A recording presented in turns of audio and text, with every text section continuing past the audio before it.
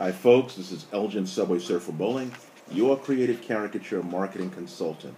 I hope you like the clever way that I used graffiti letters here to spell out my name. Elgin. Look at it closely. Roll back the videotape, and you'll get it. But that's not what I want to talk about. Hi, how you doing? You know, if you're an adult, and I take it that most of you guys and dolls are. If you're an adult, you have undoubtedly been in a situation at a party or a social setting where you've been asked the question, so what do you do for a living?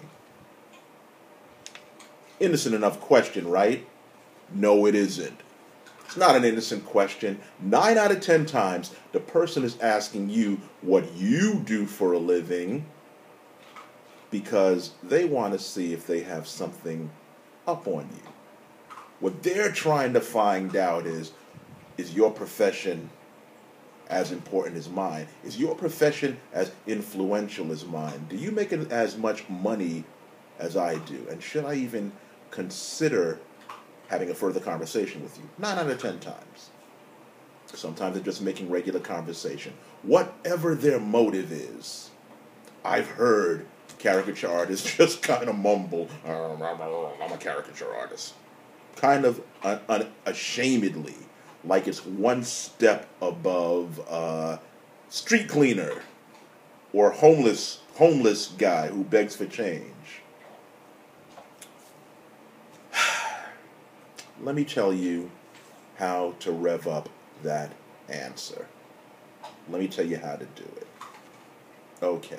What you have to do, first of all, when you get into any conversation, is, about your work, that is, you have to make your response as thought-provoking, as provocative, and as entertaining as possible so that you can elaborate on what you do, and also so that you can create interesting word pictures in the mind of the person. Remember, anytime someone asks you what you do for a living, that's an opportunity for you to pitch to them as a potential client.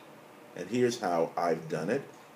You can borrow some of these phrases. I'm giving you permission to borrow them, but use your genius artist brain to think of some more, okay? And they'll be fun. Here's some ways that I've answered that. What do you do for a living? I show people how beautiful they are. What do you do for a living? Well, I make people magically delicious on paper. I know it's corny. Sorry about the Lucky Charms guy, but I've actually said that. I make people I make people look magically delicious. What do you do for a living? I help corporations save money around the holidays. What do you do for a living? I'm in the live entertainment business.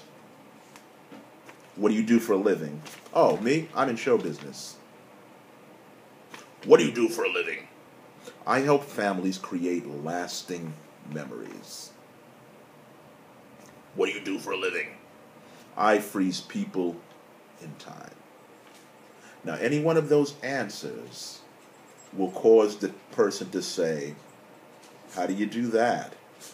You see, I'm taking it out of the realm of I'm a caricature artist, which kind of invokes the impression of some guy on 42nd Street. Nothing wrong with that. I've done that. But some guy on the street drawing caricatures for $5 or whatever people want to throw at them. Okay? It creates excitement and anticipation. It makes the person ask you further what you do. And you want to tailor your response depending on who you're talking to. Like, for instance, one of my responses, I help corporations save money around the holidays.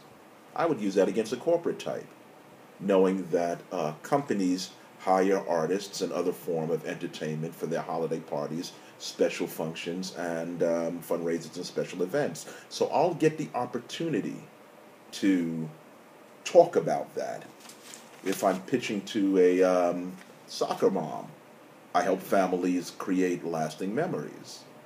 Oh, how do you do that? And so we can get to be talking about key events, birthday parties, anniversaries, bar mitzvahs, bat mitzvahs, things where memories are created. I freeze people in time. You know what? You only got one time to turn 13 if you're being bat or bar mitzvah. So by drawing the child's face, I'm freezing that moment in time. This is how you do it, folks. You want to create excitement in the minds of the people. You want them to ask you further. You don't just want to say, I'm a caricature artist, and let it drop there on the floor. That's not going to do anything but leave the person with the impression that you're some schmo drawing caricatures on the street. Not that there's anything wrong with that.